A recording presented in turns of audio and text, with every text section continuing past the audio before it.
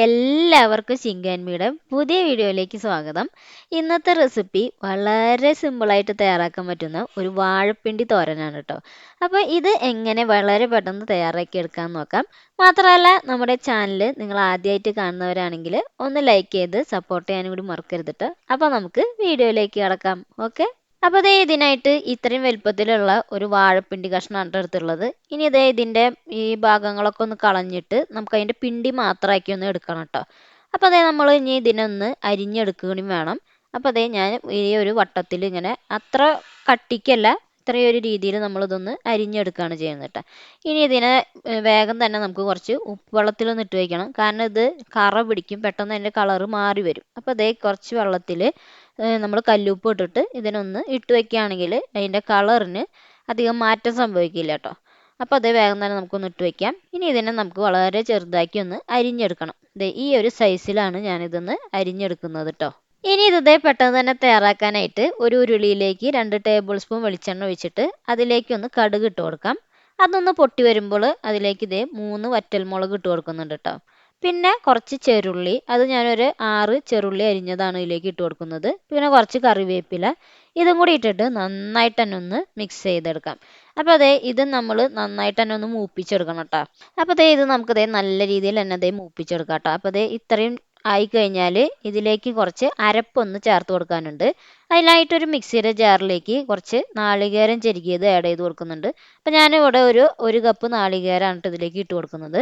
പിന്നെ 4 ചെറുള്ളി ഇട്ട് കൊടുക്കാം. പിന്നെ ഇതിലേക്ക് 3 പച്ചമുളകും അതുപോലെ തന്നെ ഒരു 5 വെളുത്തുള്ളിയും കൂടി ഇട്ട് കൊടുക്കുന്നുണ്ട്. പിന്നെ കുറച്ച് കറിവേപ്പില, ഇത്രയും കൂടി ഇട്ടിട്ട് ഇതിലേക്ക് നമുക്ക് കുറച്ച് മഞ്ഞൾപ്പൊടിയും കൂടി ആഡ് ചെയ്ത് കൊടുക്കാം. ഒരു 1/4 ടീസ്പൂൺ മഞ്ഞൾപ്പൊടിയും കൂടി ഇട്ട് കൊടുത്തിട്ട് ഇതിനൊന്ന് അരച്ചെടുക്കാം. അങ്ങനെ ഈ അരപ്പ് ഇതിലേക്ക് ഒന്ന് ഇട്ട് കൊടുക്കാം. എന്നിട്ട് ഇതിനെ നന്നായിട്ട് തന്നെ ഒന്ന് മിക്സ് ചെയ്തെടുക്കണം. ഞാനിവിടെ ഒരു 5 മിനിറ്റ് ഇതിനൊന്ന് വേവിച്ചെടുക്കുന്നുണ്ട് കേട്ടോ. കാരണം ആ ഉള്ളീരൊക്കെ വെളുത്തുള്ളിയിലൊക്കെ ഒരു പച്ചമണം ഉണ്ടാവും ഇതിന്. അപ്പോൾ അതൊന്ന് മാറിക്കിട്ടാനാണ് നമ്മൾ ഇതിനെ നന്നായിട്ട് തന്നെ ഇതിൽ കിടന്നൊന്ന് മിക്സ് ചെയ്ത് വഴറ്റിയെടുക്കുന്നത് കേട്ടോ. അതിനുശേഷം ഇതിലേക്ക് കുറച്ച് ഉപ്പും കൂടി ഒന്ന് ഇട്ട് കൊടുത്തിട്ട് വീണ്ടും ഒന്ന് മിക്സ് ചെയ്തെടുക്കാം. ഇനി ഇതിലേക്ക് അരിഞ്ഞു വെച്ചിരിക്കുന്ന പിണ്ടി ഒന്ന് ഇട്ട് കൊടുക്കുന്നുണ്ട് കേട്ടോ. ഈ പിണ്ടിയും കൂടി ഇട്ടിട്ട് ഇതിനെ എല്ലാ ഭാഗത്തേക്കും ആകത്തക്ക രീതിയിൽ, ആ നാളികേരം എല്ലാ ഭാഗത്തേക്കും ആകത്തക്ക രീതിയിൽ തന്നെ ഒന്ന് മിക്സ് ചെയ്തെടുക്കണം.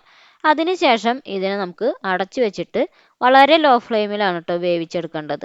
കാരണം എന്താണെന്ന് വെച്ചിട്ടുണ്ടെങ്കിൽ നമ്മളിതിൽ എക്സ്ട്രാ ഇനി വെള്ളമൊന്നും ആഡ് ചെയ്ത് കൊടുക്കുന്നില്ല. ആ പിണ്ടിയിലുള്ള വെള്ളത്തിൽ കിടന്നിട്ടാണ് ഇത് വെന്ത് വരുന്നത്.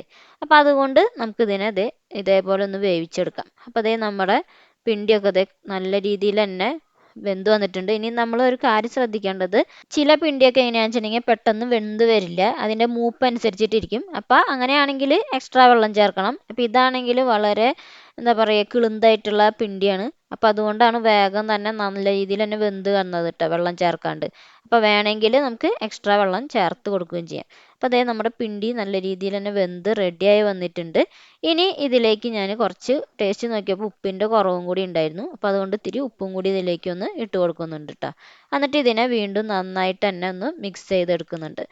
ഇനി ഇതിലേക്ക് ലാസ്റ്റ് കുറച്ച് പച്ച വെളിച്ചെണ്ണയും കൂടി ഒന്ന് ആഡ് ചെയ്ത് കൊടുക്കുന്നുണ്ട്, ഫ്ലെയിം ഓഫ് ചെയ്തതിന് ശേഷം. അപ്പോൾ അത്രയേ ഉള്ളൂ. ഇനി ഇതിനെ നമുക്കൊന്ന് അടച്ചു വയ്ക്കാം. എന്നിട്ട് നമ്മൾ എപ്പോഴാണോ യൂസ് ചെയ്യുന്നത് അപ്പോൾ മാത്രം തുറന്ന് ഉപയോഗിച്ചാൽ മാത്രം മതി. അപ്പോൾ ഇത്രയേ ഉള്ളൂ. വളരെ സിമ്പിളായിട്ട് തയ്യാറാക്കാൻ പറ്റുന്ന ഒരു പിണ്ടിത്തോരനാണിത്. ഇപ്പോൾ കുട്ടികൾക്കും പ്രായമായവർക്കും എല്ലാവർക്കും നല്ല ആരോഗ്യകരമായി കഴിക്കാൻ പറ്റുന്ന ഒരു റെസിപ്പിയാണ്. അപ്പോൾ എല്ലാവരും മസ്റ്റായിട്ടും ട്രൈ ചെയ്യുക. എന്നിട്ട് നിങ്ങളുടെ അഭിപ്രായങ്ങളൊക്കെ അറിയിക്കുക. അപ്പോൾ നമുക്ക് അടുത്തൊരു അടിപൊളി വീഡിയോ ആയിട്ട് വീണ്ടും കാണാം. Okay, by.